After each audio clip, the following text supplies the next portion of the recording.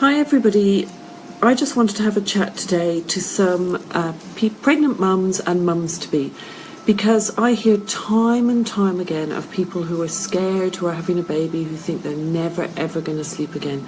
It's not the case.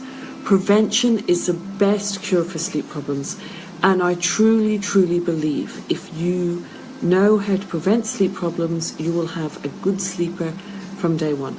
Now, for any mums in Brisbane, we've got about 5 seats left for my talk on the 15th of March, 2 days before St. Patrick's Day in Brisbane. So if you're thinking of coming to that, we've got about 5 tickets left. If you've got a mums group, maybe get your mums group all to pop along together and hear me talk. I'll be talking about co-sleeping, about, safe co-sleeping. I don't suggest co-sleeping, and I'm not saying any form of co-sleeping is safe, but I'll be talking about the difference between what I believe to be safe co-sleeping and what I believe to be unplanned, unsafe co-sleeping. I'll be talking about routines, I'll be talking about where I've come from, how I've got to where I am today, etc. So, as I said, there's about 5 seats left if anybody wants to come along to Brisbane. Now, prevention is the best cure for sleep problems. So my advice would be to follow a routine from day one to avoid sleep problems.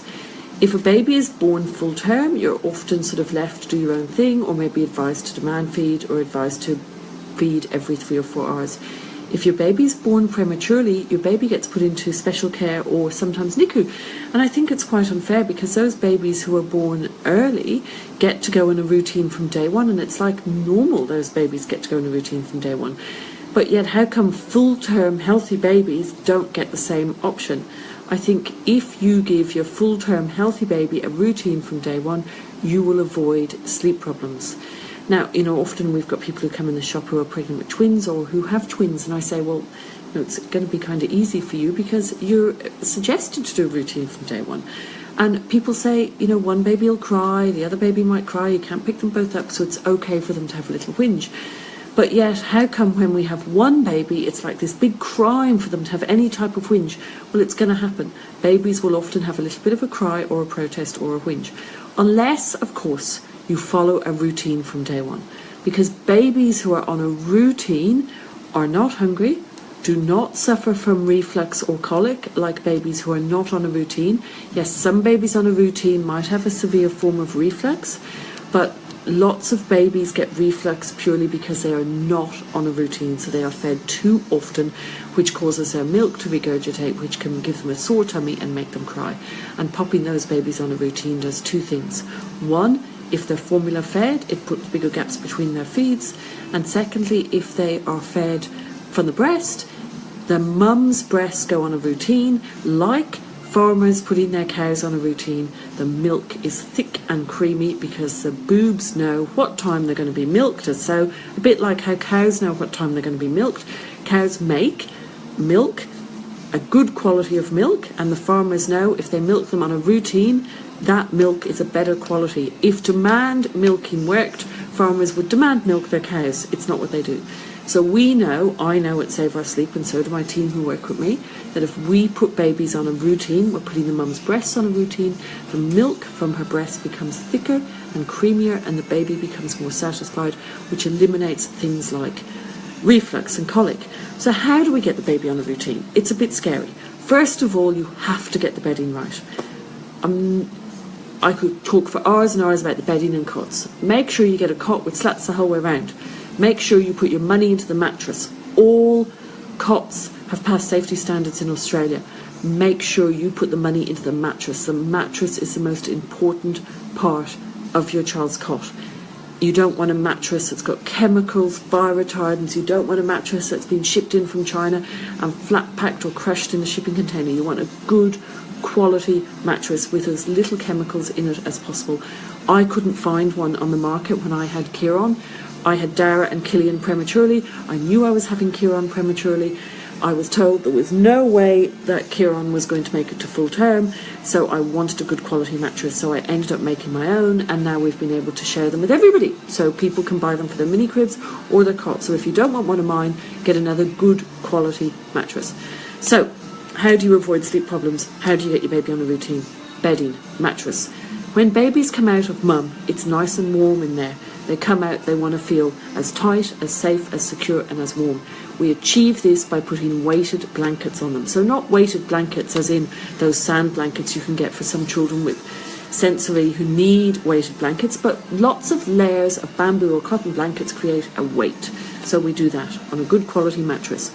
We make sure that we have a good mattress protector so that we can put the blankets on. If you have a waterproof mattress protector, or if you have any other type of cotton mattress protector apart from the one which I endorse and sell on my website in my own branding, or you can buy it in Harvey Norman's in their branding.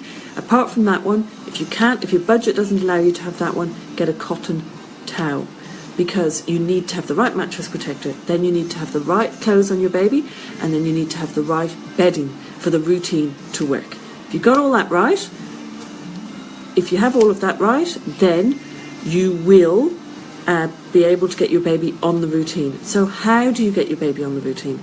Well, ideally you do it from day one in hospital. So you follow the guide in the book for in hospital. If you don't do it in hospital, you might do it as soon as you get home. If you haven't done it when you get home because it's all too much of an idea and you want to just go with the flow at first, then you one day say, tomorrow I'm going to start the routine. You achieve that. Let's say you've got an unsettled baby and you think, I can never get in the routine because my baby cries 24/7. Well, what you do is you get up one day at 7 o'clock in the morning and you start the routine. At sleep time, if you don't think your baby will go down in bed to sleep and you're worried because you don't want your baby to cry, just sit down on the sofa. Make sure you have somebody there or something there to keep you awake. Sit down on the sofa and hold your baby on your chest, tap in there, keep them wrapped. So wrap them in the wrap and a wrap, double wrap, and their clothes, put them on you, put a little blanket over them, and tap their back to the rhythm of your heartbeat and hold them there for the sleep time. If they go asleep, you might want to put them down in their cot safely, and then you might pick them up at the sleep cycle mark. They won't have sleep cycles straight away, but it depends on the age of your baby, and hold them again. Get them as close to feed time. You don't have to put them in their cot if they don't know how to sleep and leave them there screaming. The important thing is to get on the routine first. So you would follow the routine, follow the feed times on the routine. You might go for a walk in the park at that time with them, so that you take them for a walk in the park so that they learn to sleep at the sleep time and you get the feeds right. After 5 days of getting the feed times right, then you might start putting them in their cot. And again, if you don't want to leave them in their cot because you're worried that they might have a protest, we're talking about a newborn baby, you could stay in there with them and you could tap their tummy because they're on their back. The safest way for them to sleep is on their back with their face and head uncovered. You could tap their tummy until they go to sleep.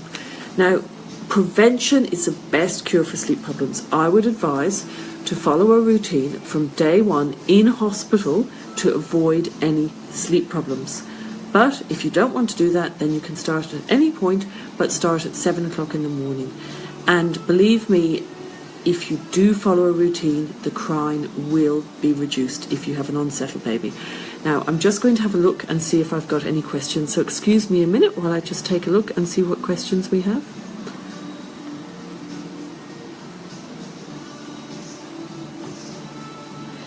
How much does a good quality one go approximately? So I think Sally's asking about mattresses.